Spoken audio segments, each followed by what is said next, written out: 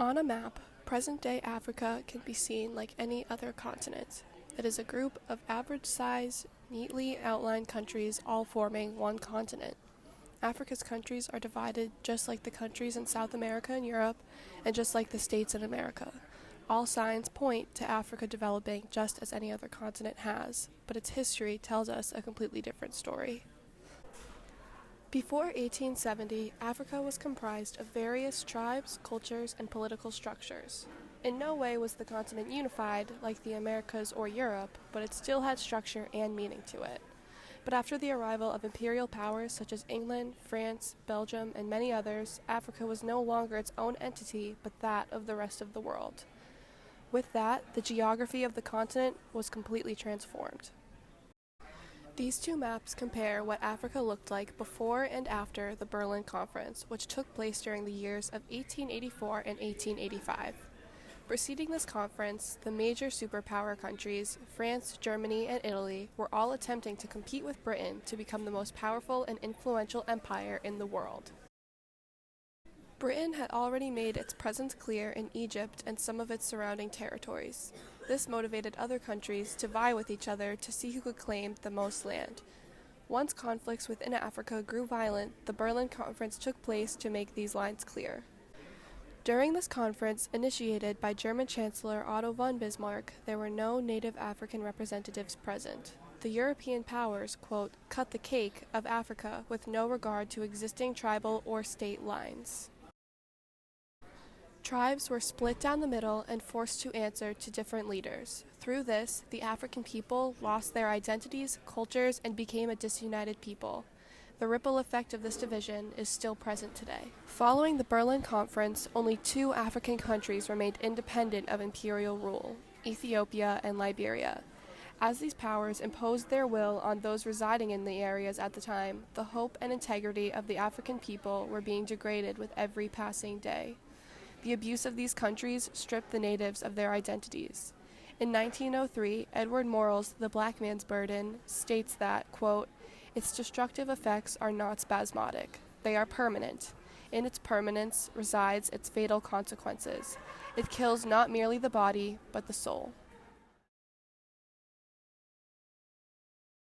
Despite much African resistance to this colonization taking place at their doorsteps, such as the Anglo-Sudan War starting in 1881, the superpowers had more advanced weaponry when it came to conflict. During this war, which lasted almost 2 decades, the Muslim Sudanese attempted to stop Britain from expanding their empire down the entire continent into South Africa. The British were ultimately victorious. Hilaire Belloc, a French poet, stated in his work The Modern Traveler, quote, whatever happens, we have got the Maxim gun, and they have not. Any resistance made by Africans was met with harsh and brutal punishments by their imperial power, only further crushing their spirits as a population. The decolonization of Africa took place between the end of World War II in 1945 and 1960. Following 1960, European colonizers in Africa had disbanded and disappeared, leaving the entire continent to develop on and fend for its own, with no guidance or stability. Thus, the future of the African continent was in the hands of its culturally stripped and physically depleted people. After the final troops made their exits from their respective African states, Africans were left confused and vulnerable. They had no economic standing, and many of their resources had been previously exploited and exported for trade to be used elsewhere. It seems that while other continents were modernizing and becoming what they are today, Africa remained at square one, with no assistance from those who put them there.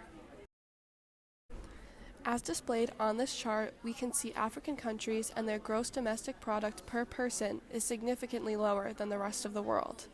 Featured here are South Africa, Egypt, Nigeria, and Ethiopia. It can be assumed that the rest of African countries have similar rates. Many people, particularly in sub-Saharan Africa, live in poverty. Despite the rest of the world's numbers of impoverished people going down, Africa's continue to grow.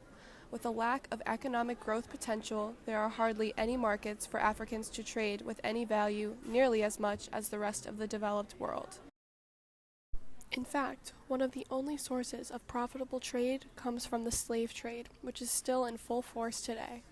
Africa has the highest rate of modern-day slavery, and as of 2018, African people have the highest vulnerability rate of becoming enslaved at approximately 62%. This is over 20% more than in the Americas and more than double the rate in Europe and Central Asia. Slavery continues to thrive in Africa, and there are no signs of it slowing down in the foreseeable future.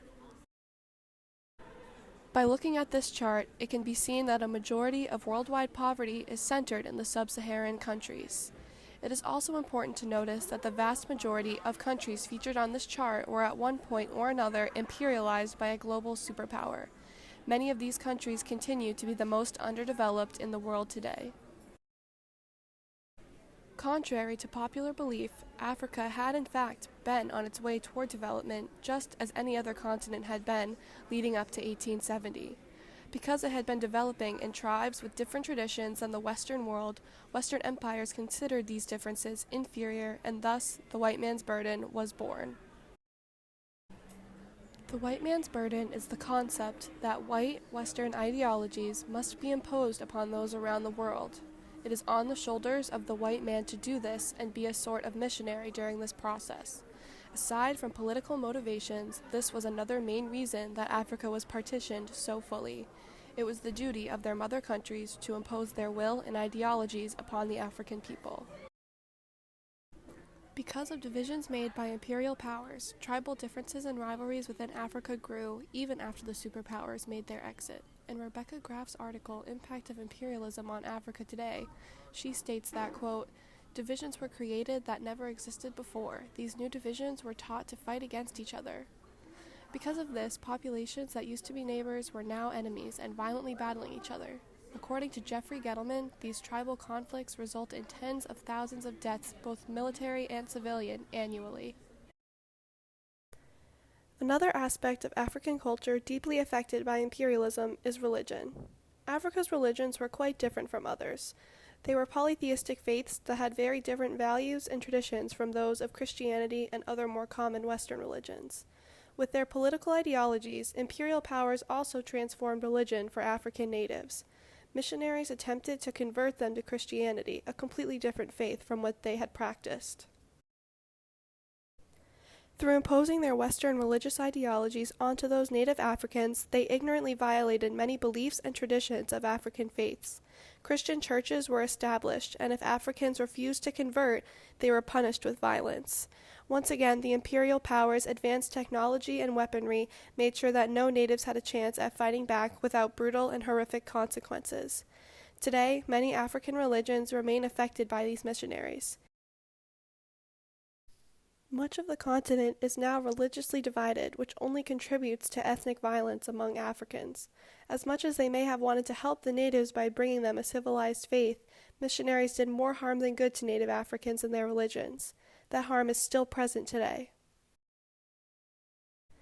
Since the colonization of Africa beginning in 1860, the development of this entire continent paused and was destructed by imperializing powers imposing their will on the native Africans residing in these countries. At one point in their history, only 2 countries remained in control of native African rulers, while the rest of them were under the discretion of economically, politically, and socially motivated superpowers.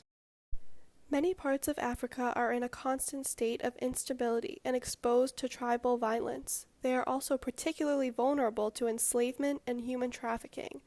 It can be argued that had imperialism not so deeply planted its roots within Africa, that it could have developed just as any other continent had. Africa continues to require many improvements made on its economy and sources of wealth. Its future development depends on sustainable improvements made and constructive assistance from more developed countries. Although its future is uncertain, the right amount and quality of support could allow this continent to catch up to the world they were so forcefully pushed behind of.